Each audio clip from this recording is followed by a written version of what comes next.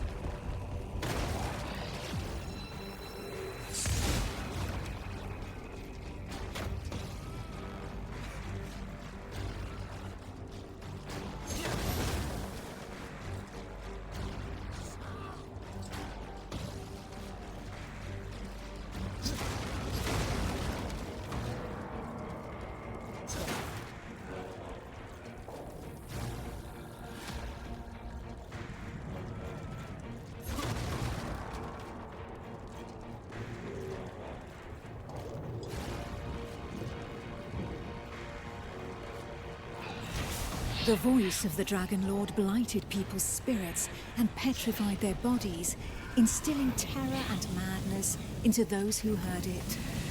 Never before had a breach so vast been rent between the two worlds.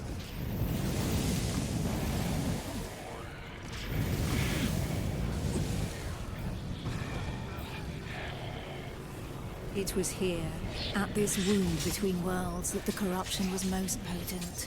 One by one, haunted by the whispers from below, the people succumbed to madness. Draconic blood sullied the earth and corrupted the creatures that trod upon it.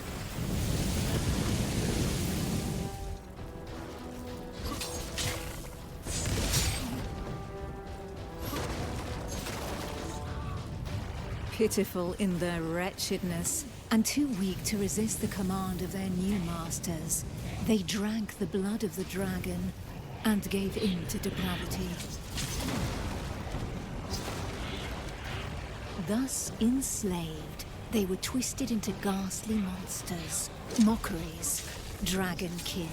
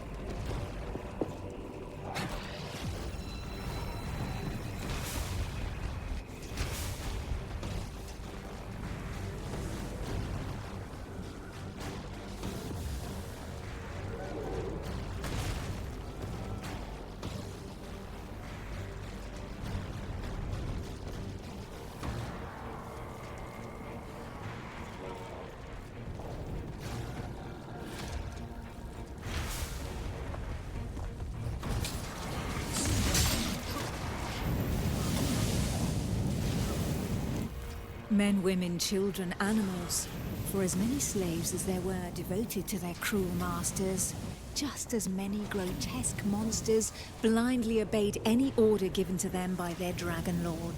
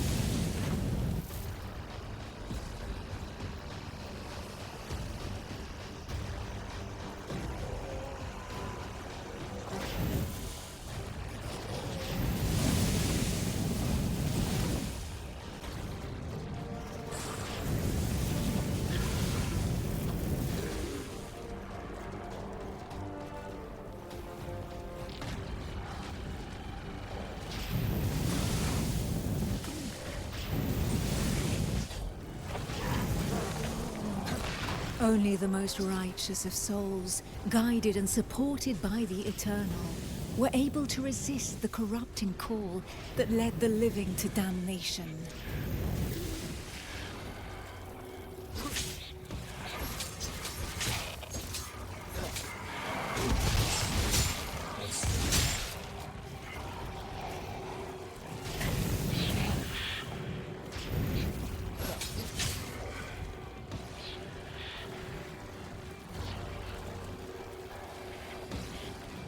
These righteous few bore the feeble flame of man through the darkest shadow, and though it flickered, it would not be extinguished.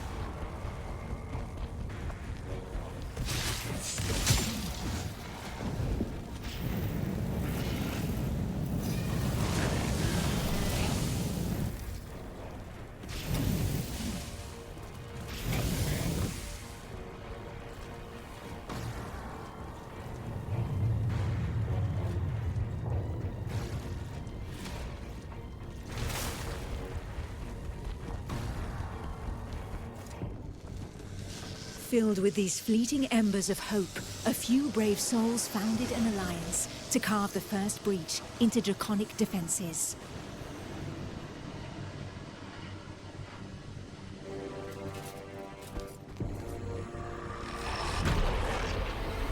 Here, the Dragonkin's power was strong.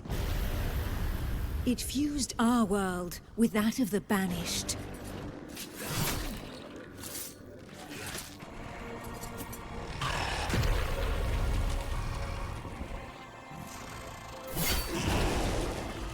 Godefroy of Clairval heroically broke through and shattered their defense barriers.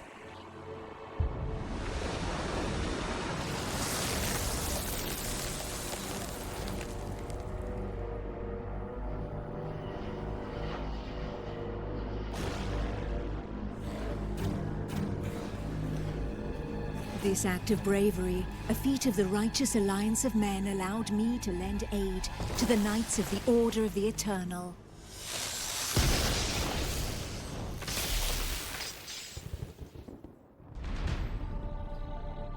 Me, Almantia, Grand Oracle of Pytho-Durcan, Dragon Blood, a human altered but not consumed by the draconic blood that flows through my veins. My sisters and I have powers given to us by the dragon, but our souls remain our own.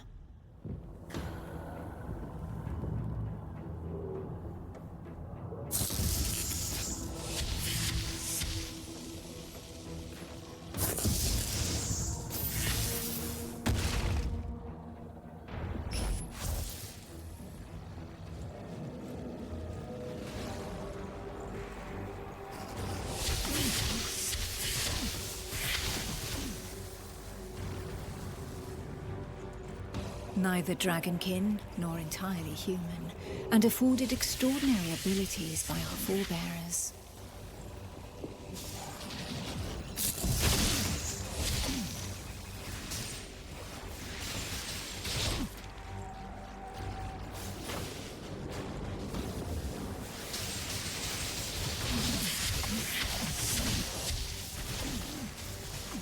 By those who drank the blood of the only banished dragon to have ever repented before the Eternal.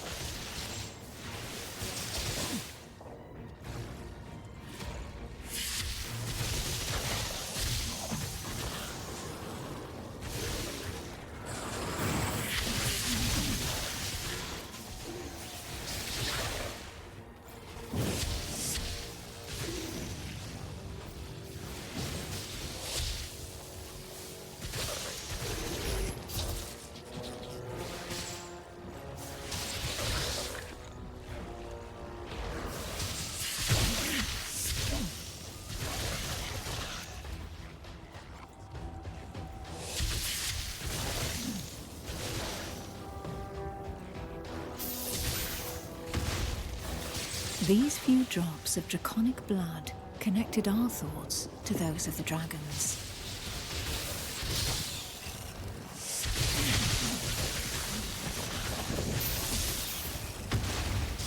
Struck by fleeting visions, we saw glimpses into their deeds and understanding of the feelings that drove them.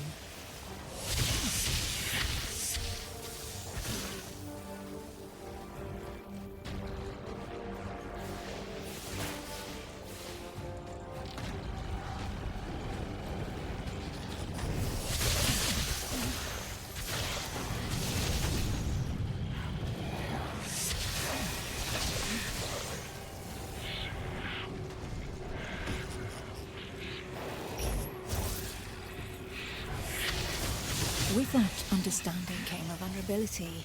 We soon learned that we were at the mercy of their whispers. The voices threatened to consume us, with no hope of salvation.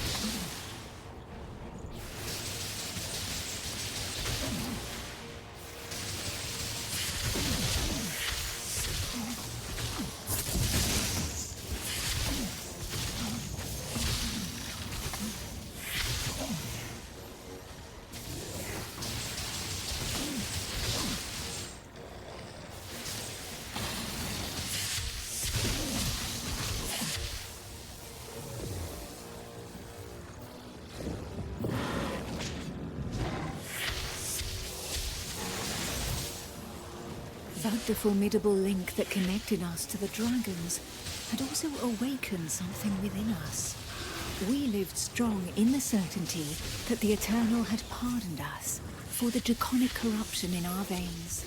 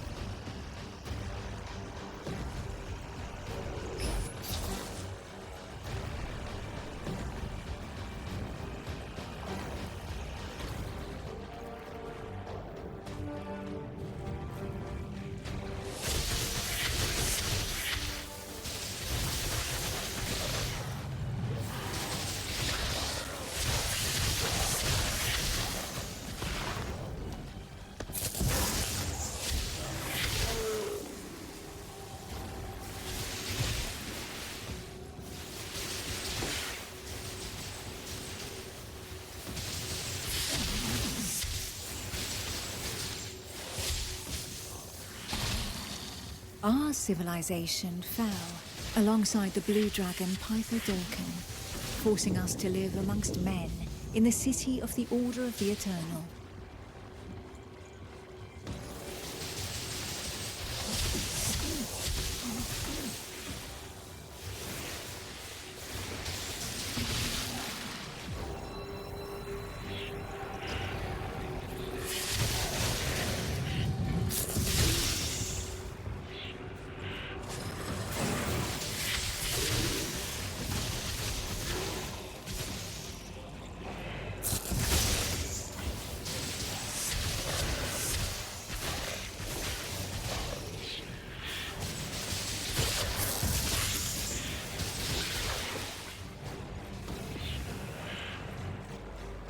Closer to the breach made by Sir Ichnog, Godefroy, fighting fire with fire, confronted the draconic hordes.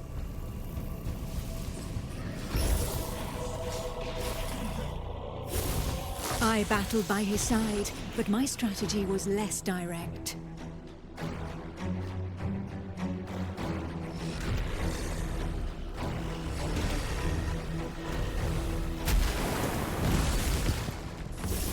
My draconic power allowed me to open up a passageway for the men of Nurogard, all of them prepared to make the ultimate sacrifice to save what remained of humanity.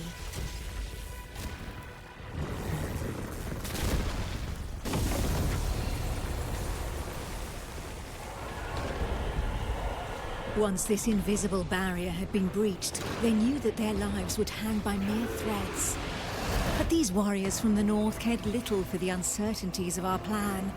A hero's death in the heat of battle with their enemy was the greatest honor that could befall them. Led by the pale dragon blood Harold Truelson, the barbarian fleet had but one objective: to lure the enemy into the open sea and leave the path to the breach vulnerable. If a single vessel reached the coast, then this sacrifice would not have been for naught.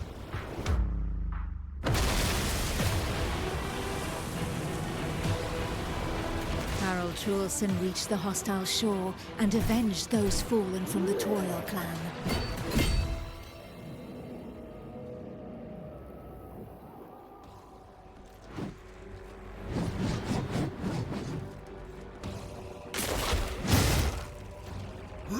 The barbarians of Nurogard feared neither pain nor death, and they welcomed violence as they might an old and familiar friend.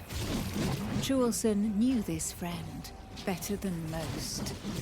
His existence thus far had been one of suffering, of hardening his resolve, and of preparing to endure the worst of torments, without losing the one thing of value every warrior of his clan held dear: his soul. While the Knights of the Order of the Eternal had always been forbidden from making use of dragon's blood, the warriors from the north, staying true to their values, had taken this risk.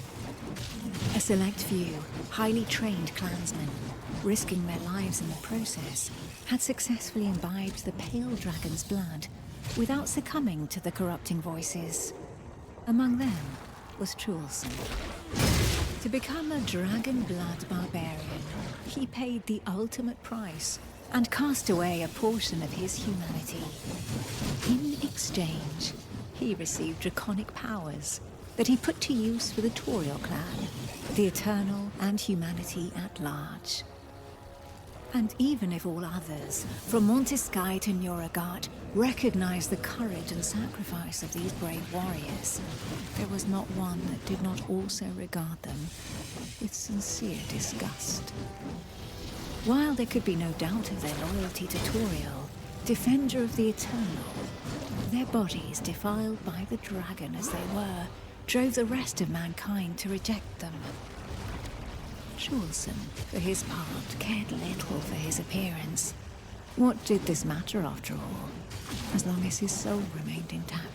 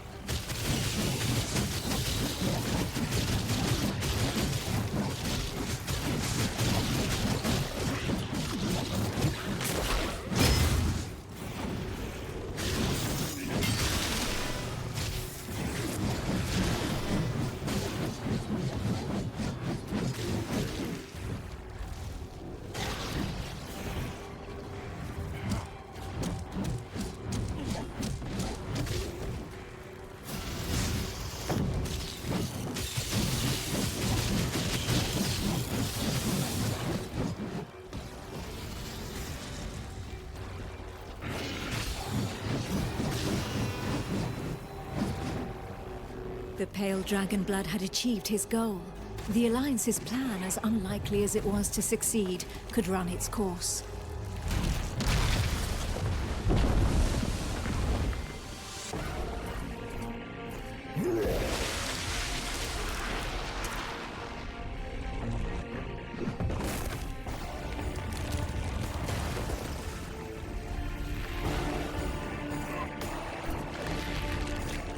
The barbarian waited for the signal that would tell him where to carve a bloody path through enemy defenses and lure the dragons far away from the breach.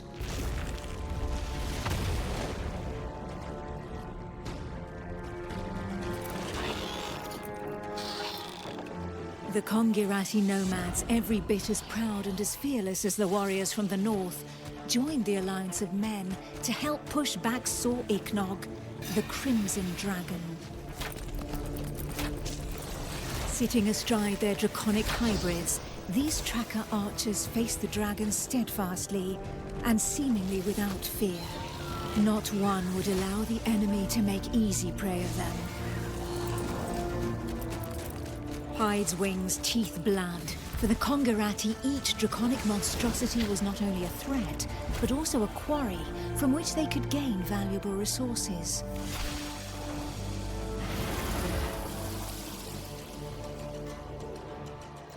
And where others had begged and prayed for divine salvation, these nomads made full use of anything the earth and Providence offered them in order to survive.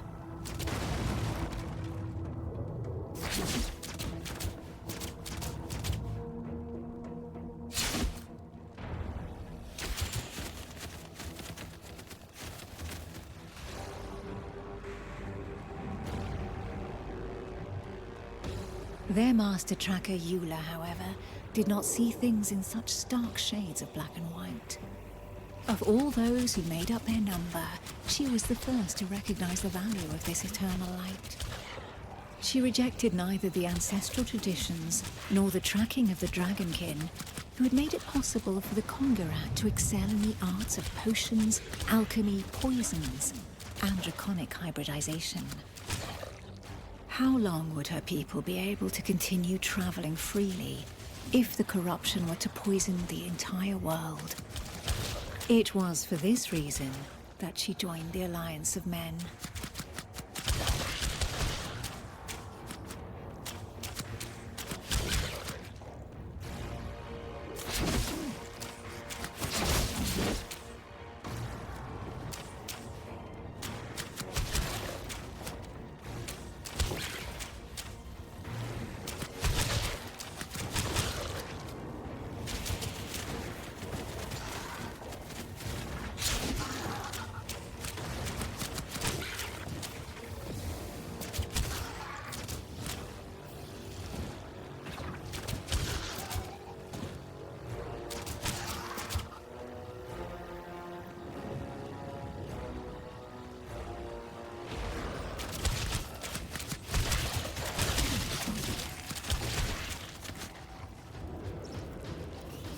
To seal this union, the Order of the Eternal entrusted her with one of their most powerful relics, a single, glimmering scale of light.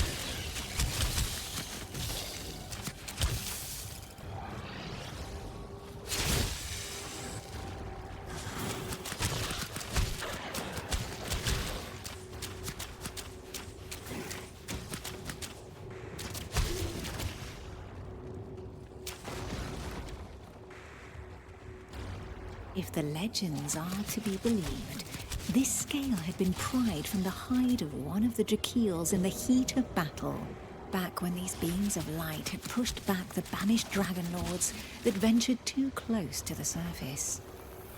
Each champion had one, and the power of their light would be needed to push Sir Ichnog back into the shadows.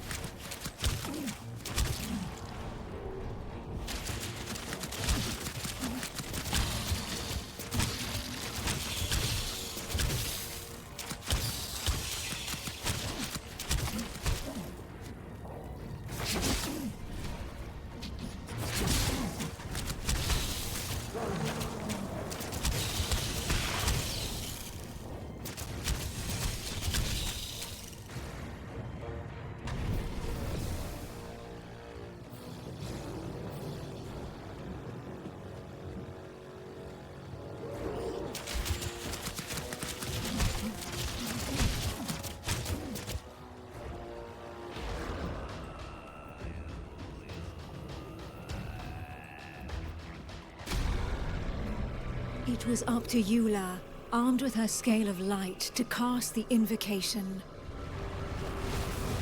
She would then know whether she had been right to put her trust in the Order and in joining the Alliance.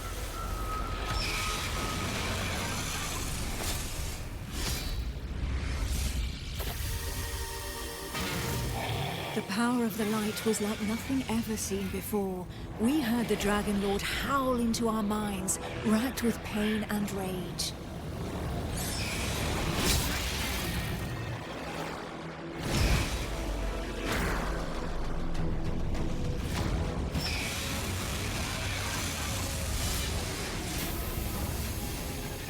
So close to the Dracomundus, our souls suffered as from 1,000 deaths, but we held fast to our positions.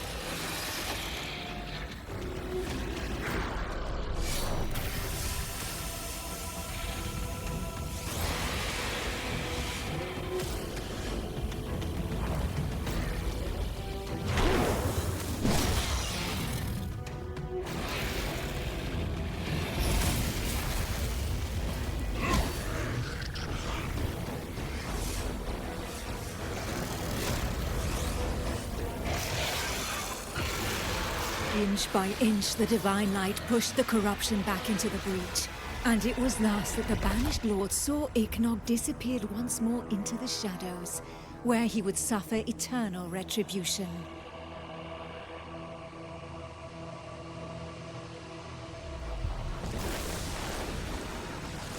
Once calm fell, we were all that was left, the sole witnesses to the feat accomplished by the Alliance of Men. But more than ever, we knew that the taint of draconic depravity still festered in the depths of the abyss, impatient to break free once more. Thus, from the union of men and their allies that stood together in the face of the draconic threat, an elite corps was established within the Order of the Eternal, the Dragon Hunters.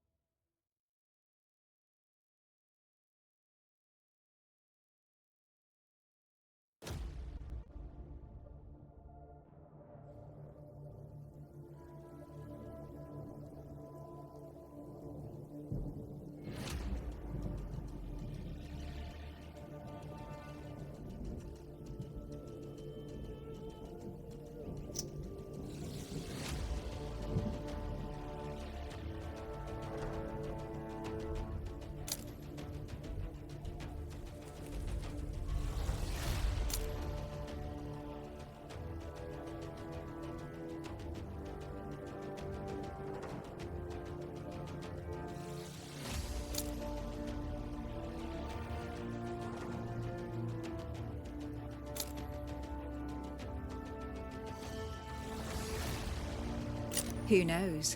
Perhaps the heroes that the Alliance of Men has been waiting for will be found among this unit's latest recruits.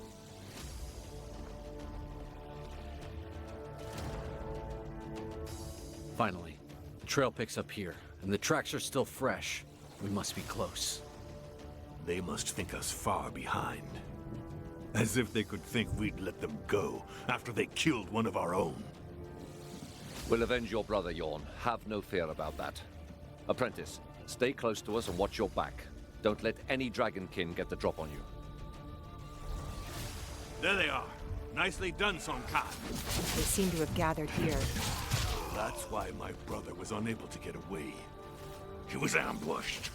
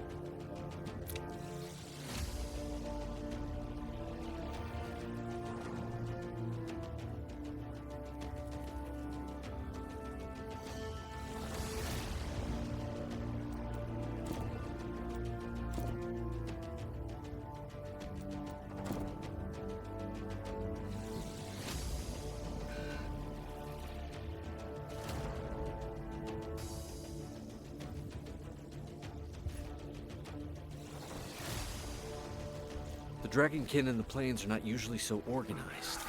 They're congregating, plotting ambushes, laying traps. Something must surely have changed. Then it's up to us to find out what that is.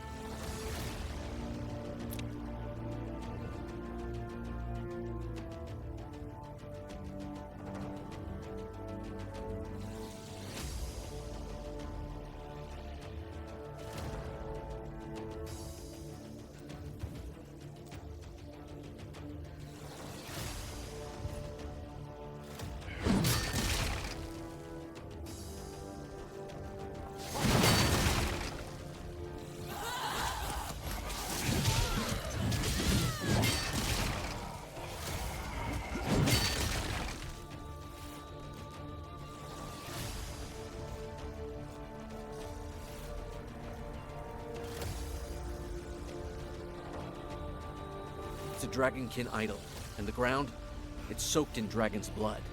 Astria, what could this mean? It's a place of worship.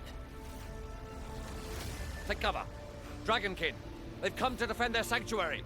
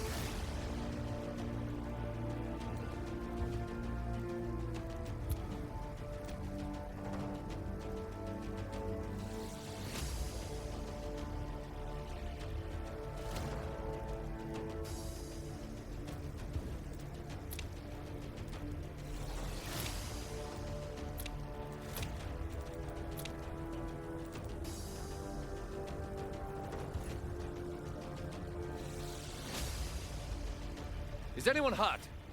Sonkan? Apprentice? We're fine. Somehow. The way the corrupted reacted to our presence proves it. Whatever we discovered is deathly important. We've discovered a new kind of Dragonkin. Foul. Toxic. With amphibian mutations. It's like no enemy we've ever encountered before. Astria, you're the expert in draconic rites. Do you have any idea where they could have come from? All signs point to a ritual of corruption.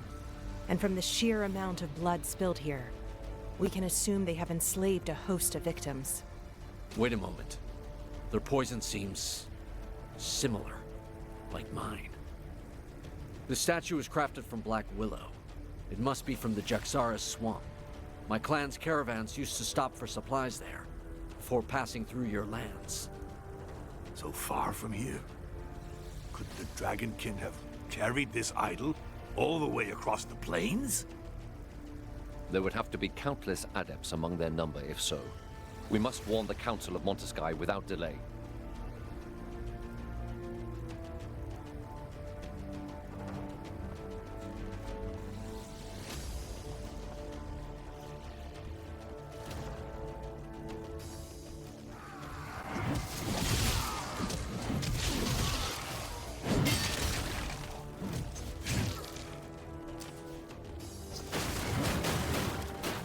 Would the Dragonkin really have crossed the plains solely to abduct followers? Are you certain, Sonkin? Was it really Black Willow Wood? I am a conquering dragon. I would never mistake a plant. The statue is from Jaxara. There's no doubt in my mind. If you're right, Every soul in Jaxara may already be twisted into their service.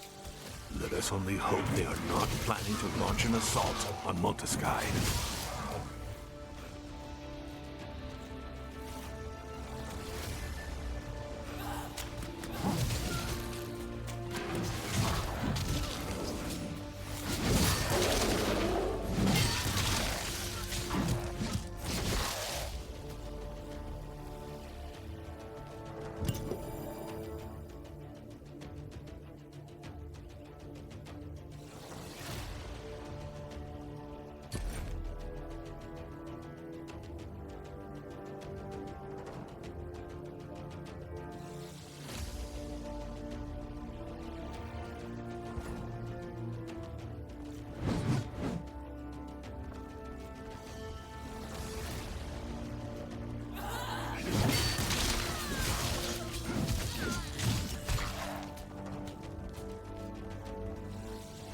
Over here.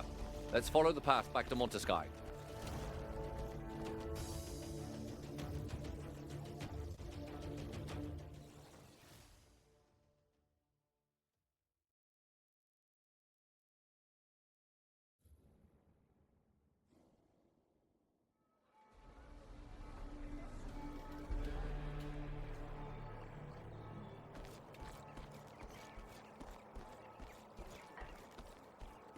There's not a moment to lose. We need to convince the Council to send us on a mission to Jaxara. If we allow this cult to spread even further outside our walls, the citizens will starve. Given the scale of this invasion, it should not be difficult to win the Councilors over. They'll surely decide to attack in force. Perhaps it would be best to learn more about our enemy before rushing in. If we are to root out a cult of this size, we need to avoid making any hasty decisions. There would be one way to learn more about these creatures. A reconnaissance mission. If we send a small group, they may go unnoticed. A few skilled soldiers need only enter their lands and target their sanctuaries and camps. Then we'll see how they respond. Wait a moment. You're suggesting we all take part in this operation? Of course. I'm not going to be risking my skin on my own. These Dragonkin have already killed one of our group. It would be madness for all 5 of us to offer our necks to their blades. Only 4 of us are fit to breach enemy lands. 5 if you include the apprentice. Let's not take the risk of us all throwing ourselves into the lion's den. What exactly are you suggesting, Sun Khan? Facing this cult down with a party of 2 to 1,000? Whether we're 2 or 5, we have no chance of eliminating all the corrupted. But their orders are delivered by a leader. If we were to cut off the serpent's head, so to speak, let's work with a group of 2. Make use of the element of surprise and rid ourselves of them before reinforcements arrive. I wonder whether I wouldn't prefer a good old-fashioned melee instead. So be it. The apprentice will accompany Sun Khan while we protect the borderlands around the Alliance. The apprentice will gain a bit of experience in the company of a tracker. All that leaves is the accolade, and to make him a dragon hunter officially. Why worry about the formalities, Elric? Just give him the scale of light already. Let's not hang about on ceremony.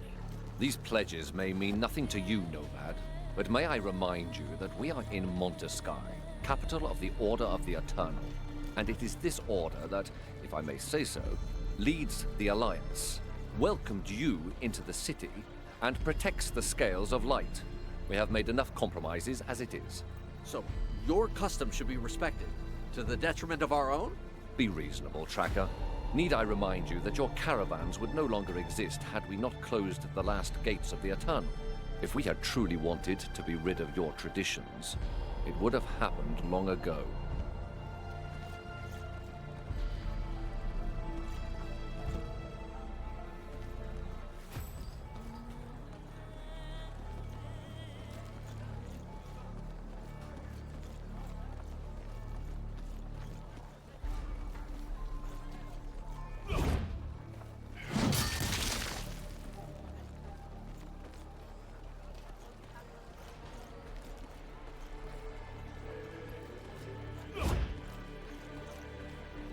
You were able to profit through trade after taking neither side during the war that turned so many men against one another. Now that we are allies, why persist with this way of life when you could simply travel by gate? Sooner or later, Tracker, your people will need to change their ways. And who are you to dictate how our ways should change? That's enough, both of you. The War of Men is ended. Do not forget, the dragons are the true enemy here.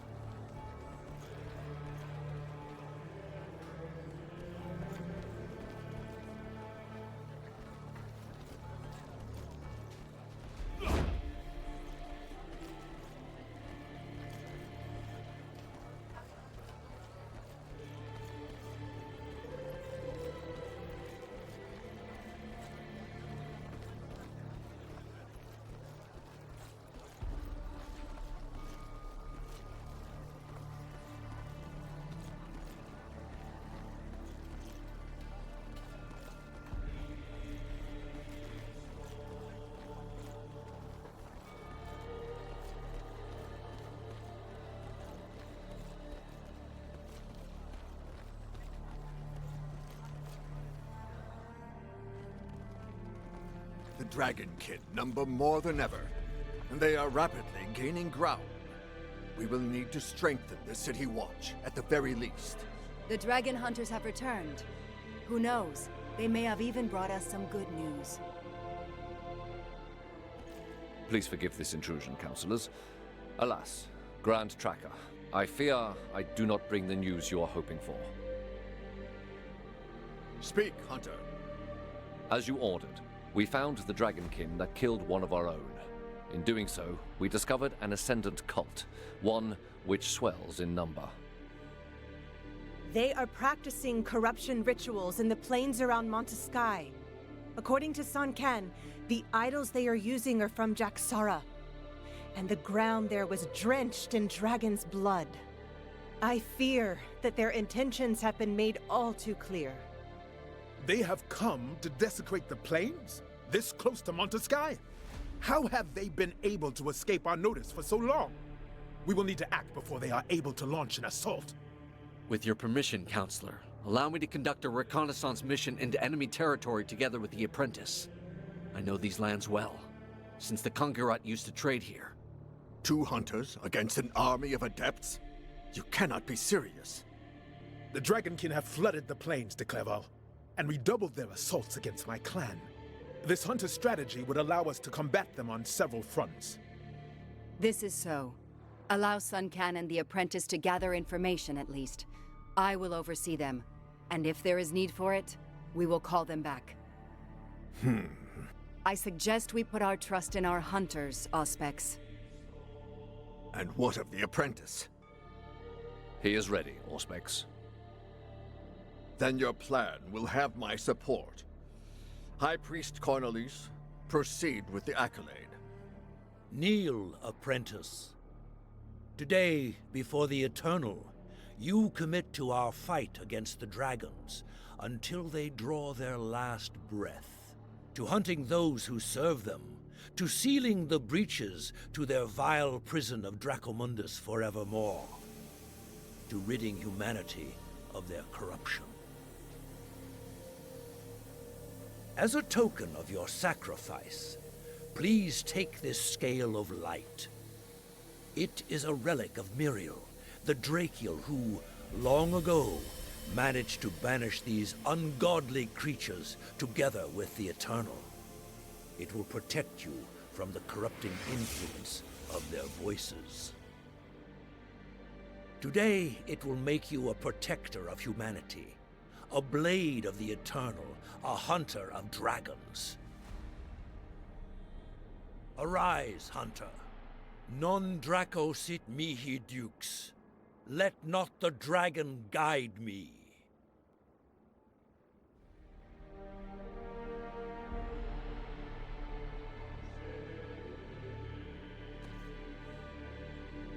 Come and find me at the jail before leaving Monteskai. Since Sun Can and yourself will be on your own in the Jaxara swamp, we are prepared to offer you our support. The Grand Tracker and I have pooled the Order's resources and Kongirat's expertise to give you a decisive advantage. To meet the dragon's strength with our own, we have raised the first tame wormling. And we have taught it how to fight alongside hunters. It will make for a fearsome ally. Grand Tracker, be reasonable. Nobody has ever been able to tame a dragon. This creature is dangerous. You are right, to a point. Raising it was not enough. To control these beasts of draconic perversion, we needed to purify and subject them to the power of the light. We used blessed seals to do just that. It is not their chains that keep them subjugated, Tracker, but rather our faith in the eternal. This wormling will accompany the new hunter. Your first mission promises to be a challenging one, and I am in no hurry to be called for a new accolade anytime soon. Innovation is one of the core values of our clan, Sun Can. I wager your opinion will change once you've seen this creature at work. With all respect, Grand Tracker, I highly doubt it.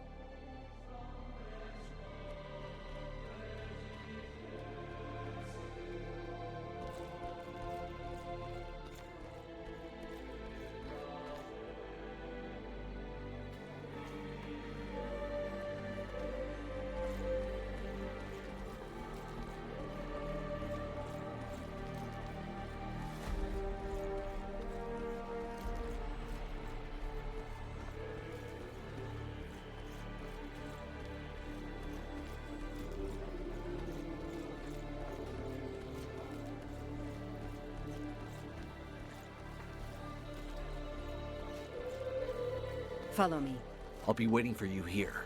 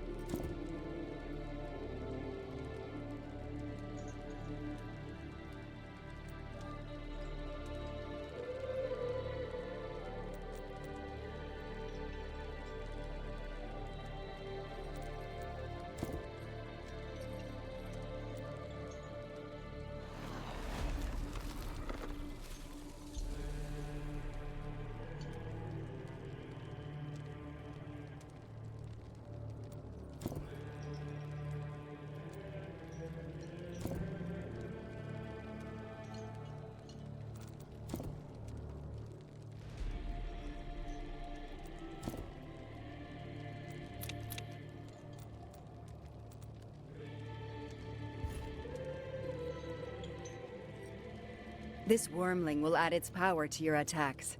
Now, Hunter, let us rid ourselves of the cult that is poisoning the Jaxara swamp.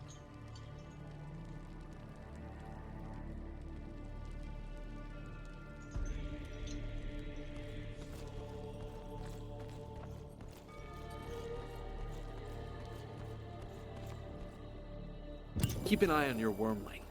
I don't like to see the Order getting involved in the clan's research. I often adventured in the Jaxara swamp, and I believe I know a village there where we can begin our search. Keep your scale close. The dragon's whispers are louder here, in Dragonkin territory.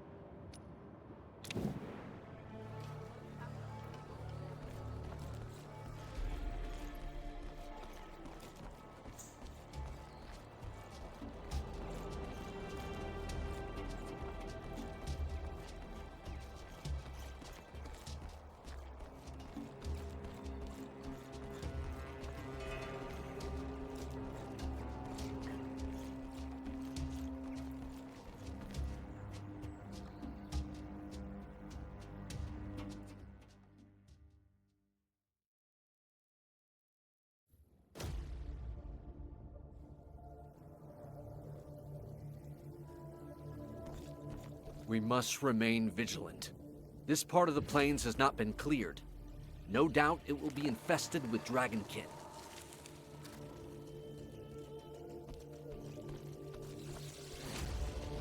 Damn it. We'll have to fight our way through here. Marauders have taken the village.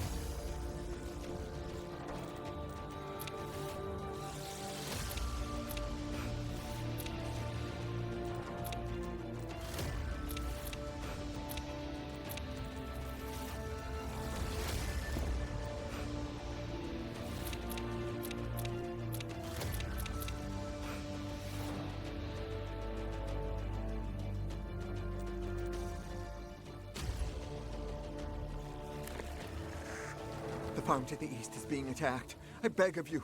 Looters? Yes, but they're not alone. They have monstrous creatures with them. Dragonkin. They likely corrupted the Marauders, catching them unawares while they were looting abandoned settlements. We were helping the priest restore the old stone gateway near the farm when they appeared out of nowhere. We'll head over there and help him. Now flee. Head for Montesky. Hells. I recognize this cursed priest. It's Jerome, Cornelis' right-hand man, and the only civilian to possess a scale of light. Yorn's brother was killed while protecting this undeserving underling. We always found him holed up in the most sinister of places, studying Dragonkin spells for the Meridius.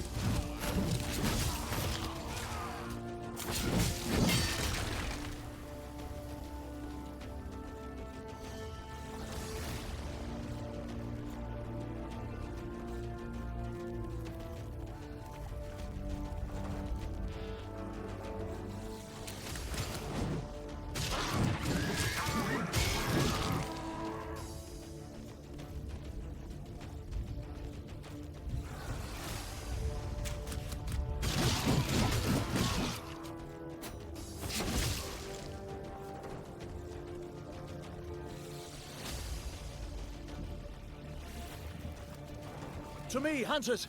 These villains have brought the Dragonkin upon us. Hells, Jerome! Where's the rest of your escort? I gave them the order to evacuate the villagers while I did what I could to buy them some time. You mad fool. Think yourself a dragon hunter now, do you?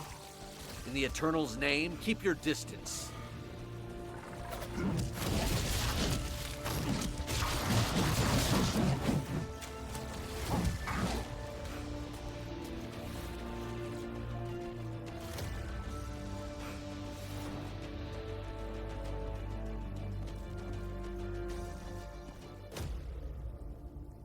Thank you for helping me out of that tight spot, Hunters.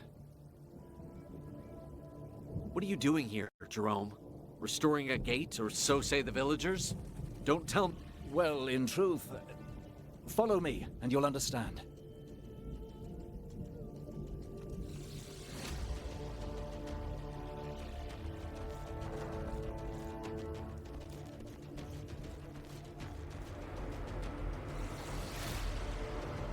So, will you tell us what's going on?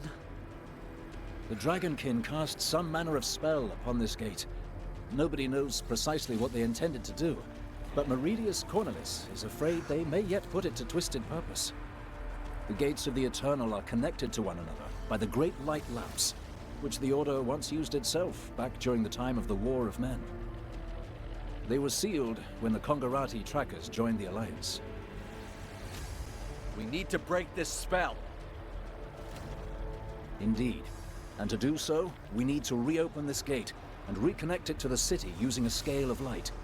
That's why I was dispatched here. I don't believe a word. The Council could never have approved this decision. Grand Tracker Eula would have opposed it. And yet I truly did receive such orders, Tracker. We cannot leave the gate at the mercy of our enemies. To rid ourselves of this spell, we will need to channel divine energy to re-establish its connection. Then, the Dragonkin will no longer be able to approach it. I don't like this. The decision would have come from the Council. I suggest we look for another solution. The Dragonkin have likely already corrupted other gates, Hunters. Time is not on our side. I will explain our present situation to the Council personally. For now, it should be enough to use your scale of light to break the spell. This gate should then immediately link up with its twin in Montesky.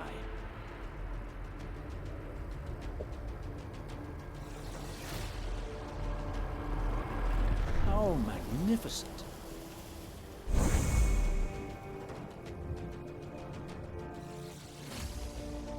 I will return to Montesky and inform the Council. If you discover any other corrupted gates, do not allow the Dragonkin to get close to them. Good hunting, both of you, and may the dragon never tempt you. Well, Alaric, have we made enough compromises now? Let us set off again. We have a cult and its adepts to dispose of.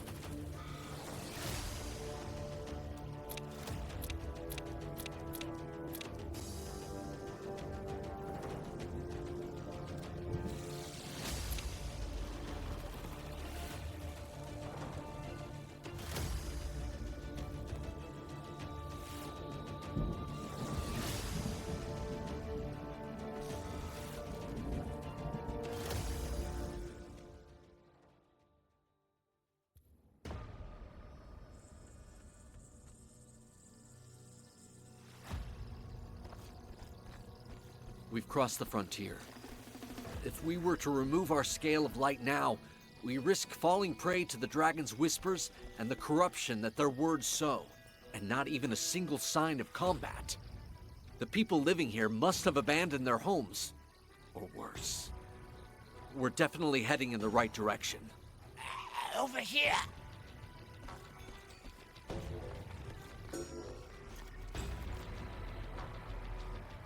You're dragon hunters, aren't you? By the Eternal, please, spare me. I'm human still. You've drunk dragon's blood. I don't know. It's been weeks since Dragonkin corrupted our water. Some of us have surrendered to it already. I hear their voices. Those of the Dragonkin, that of the dragon. Oh, they're in my head. Save me, please, please, make them stop. I beg of you. You can hear not only the voice of dragons, but also those of Dragonkin? I hear them all, I tell you. The adepts and the hostages they took from Mystia. They'll never be silenced, never. Always the same words again and again. And the prisoners, oh, the prisoners. They're constant attempts to break their spirits, to corrupt them, just like us, like us. You claim to always hear the voices of the Dragonkin. Have you overheard where they're keeping their hostages? I hear them, but I refuse to listen. I don't want to lose my mind. I'm afraid it's too late. There is dragon's blood running through your veins. You're lost already. But even so, you can help the others to escape your fate. Am I going to die? I will stay by your side. I will help you. As for the rest, don't forget those people that are dear to you. You're right. I want to give them a chance. We still know almost nothing about these Dragonkin. Where have they come from? What powers does their blood impart? Whose orders are they following? I'll watch over this poor soul and try to find out where the hostages are being held. As for you, see if you can gather a node, an egg, some corrupted flesh, anything the Grand Tracker may be able to study. We know little of the effects of Viridian Dragon's blood, and these corrupted appear to have gorged themselves on it.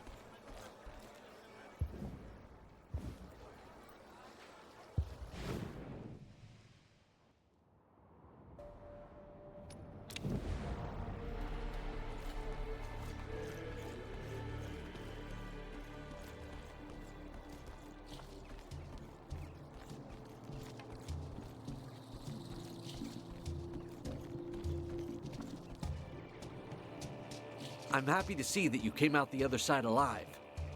Give me the flesh sample. I will take it to the Grand Tracker once she is finished with Meridius Cornelis. Follow me. I never doubted your common sense, Grand Tracker. I knew we would be able to find a compromise. There's no point in trying to flatter me, Meridius.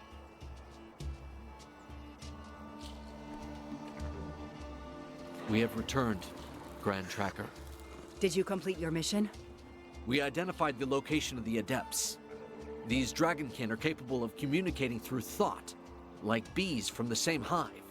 We took care to take a few samples before heading further into the swamp. You've shown excellent initiative, hunters. This may well allow us to learn more about these monsters and their powers of corruption. I'm afraid we don't have much time. A villager told us the Dragonkin have taken hostages, and he showed us where they're being held at this very moment. We must act without delay. How were they able to tell you this? The Dragonkin had corrupted the swamp water. The poor soul had dragon's blood already flowing through his veins. That was how we discovered the mental connection between the corrupted. Grand Tracker, if the Dragonkin were behind the disappearances you told me about, the men you dispatched to the plains are heading straight into danger. Worse yet if the enemy can organize from a distance. You are not wrong, High Priest. Sun Can, return to Jaxara at once. I'm tasking you with finding and freeing the hostages. Keep a low profile, do not take any unnecessary risks, and try your best to bring them back alive. As for you, set off and see if you can find my trackers. If they are still alive, you will find them in the plains close to the hamlet of Pont Noir. Once you're done, return to the Jaxara swamp so you can assist Sun Can. Show me your map, and I'll show you where to find us.